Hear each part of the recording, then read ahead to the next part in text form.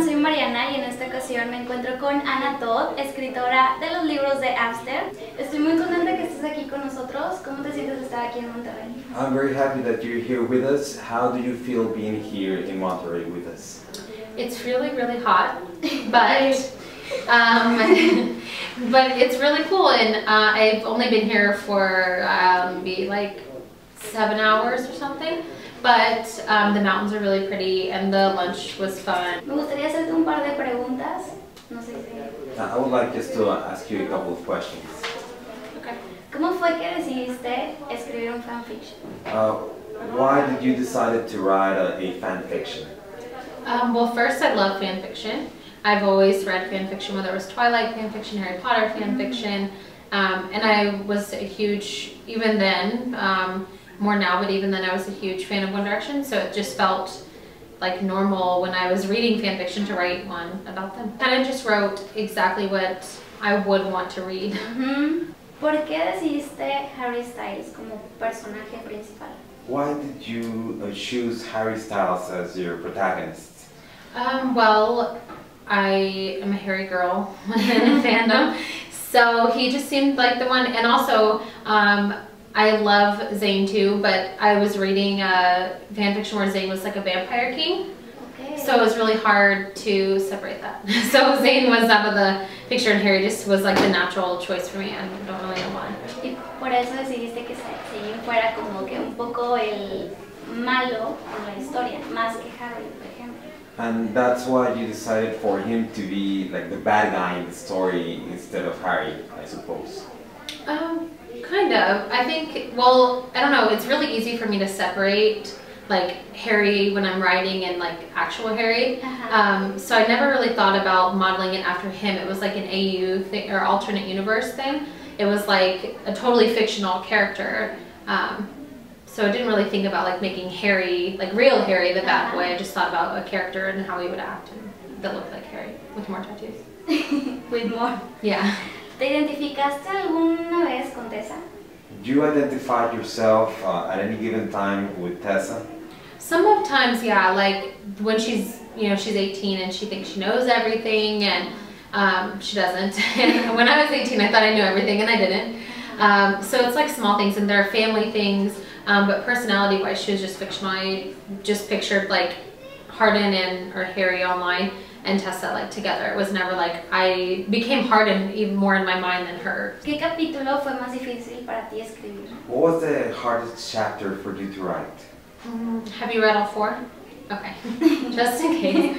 The hardest was basically from Hardin finding out about Christian being his father, to him burning down the house, to Tessa's finding her dad dead, to her having a breakdown, to Hardin, like all of that was like really hard, but it's my favorite part of the entire story because I think it's like the most like dark and emotional. So it was hard. I was like really stressed, and also Tessa's dad is like has some personal ties with me and myself, so it was like therapy but not, I don't know, it was like really hard, but it was like really good.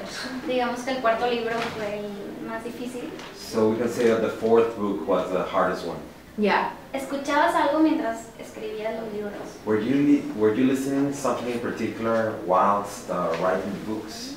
Yeah, on the Wattpad version actually before every chapter is a playlist of songs.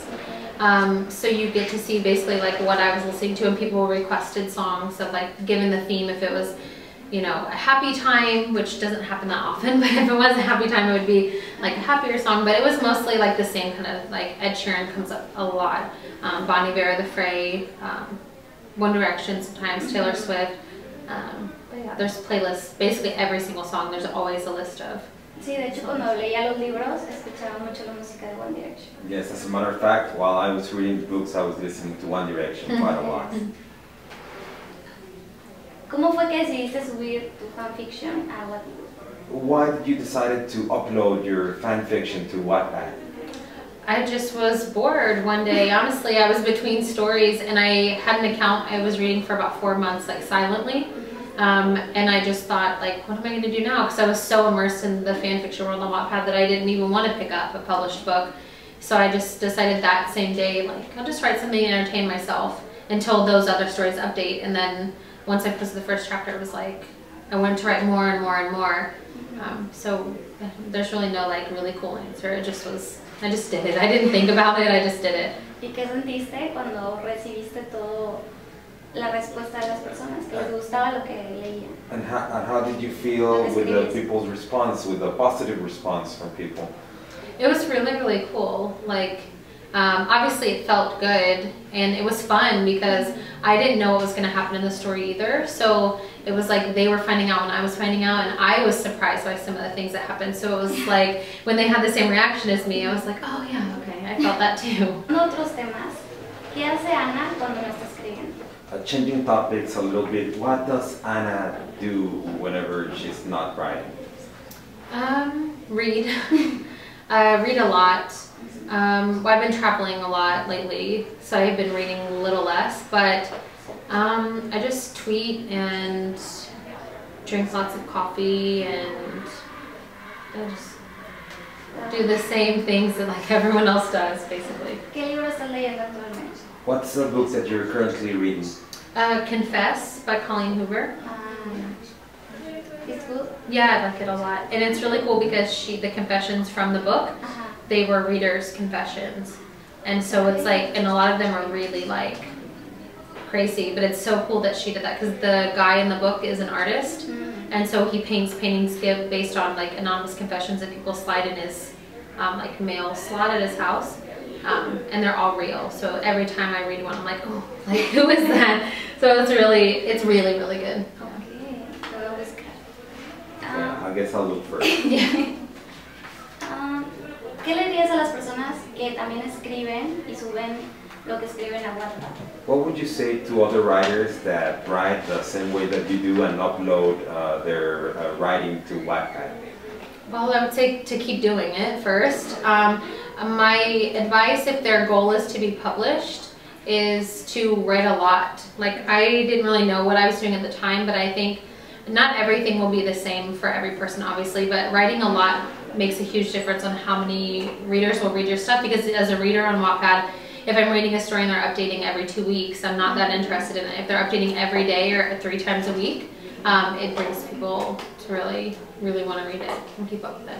Bueno, la verdad estoy muy emocionada y nerviosa de estar junto a Anna Todd porque saben que me encantaron los libros y la verdad se los súper recomiendo, y tengo un video donde hablo más a detalle sobre el primer libro para que lo chequen y vean si le dan una oportunidad. Bueno, muchas gracias por permitirme la entrevista y los veo después en otro video. Bye. Bye.